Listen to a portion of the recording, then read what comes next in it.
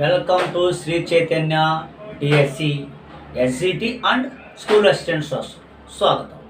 మన సంస్థ ఇప్పుడు తిరుపతిలో ఎస్టాబ్లిష్మెంట్ చేయడం అనేది జరిగింది. ఇది మ్యూజిక్ కాలేజ్కి ఆపోజిట్లోనే ఉంటుందనే విషయాన్ని మీరు గుర్తించాలి. సరే, ఏదేమైనా కానీ ఇప్పుడు రీసెంట్గా ఎగ్జామినర్ యొక్క ఆలోచన ఎలా ఉందో ఆ తరహాలో బోధిస్తున్న ఏకైక సంస్థ మన శ్రీ చైతన్య డిఎస్సి. ఇది అభ్యర్థులందరూ గుర్తుంచుకోవాల్సిన అంశం అన్నమాట. ఎందుకనంటే ఎగ్జామినర్ యొక్క ట్రెండ్ మార్చాడు. ఇంకా మనకు ట్రెండ్లో డైరెక్ట్ ప్రశ్నలు అనేది మనకు కనబడవు. కనుక ప్రతిరోజు క్లాస్ జరుగుతుంది.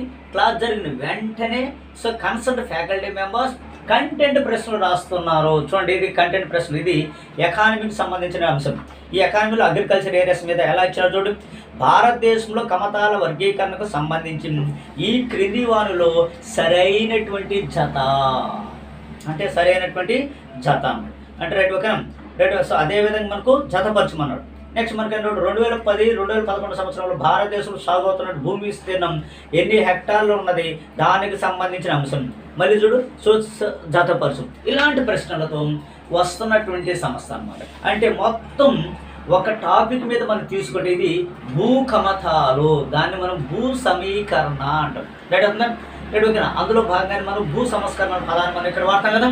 దానికి సంబంధించినటువంటి మొత్తం ప్రశ్నలు ఈ 2 పేపర్లను పొందుపరచడం జరిగిందన్నమాట. ఇది మన అనుభవం కలిగినటువంటి ఫ్యాకల్టీ మెంబర్స్. ఇది నా పేపరే, ఎకానమీ, నేనే డీల్ చేస్తున్నాను.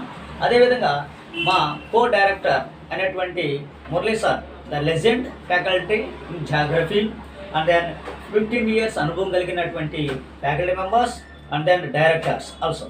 సో జాగ్రఫీ ఓరియంటెడ్లో జరిగేటటువంటి టెస్ట్, డైలీ టెస్ట్ ఎలా ఉందో చూడండి. మొత్తం కూడా ఎలా ఉంటుందంటే జతపరచము, సరైనది ఏది, సరికానిదేది, ఇలాంటి తరహాలో వస్తున్నటువంటి మన సంస్థ అన్నమాట. నేనేమంటున్నాను, ఈ నీటి భవిష్యత్ నోటిఫికేషన్ ప్రతి సంవత్సరము నోటిఫికేషన్ ఇస్తున్నారు. ఇది సువర్ణ అవకాశం.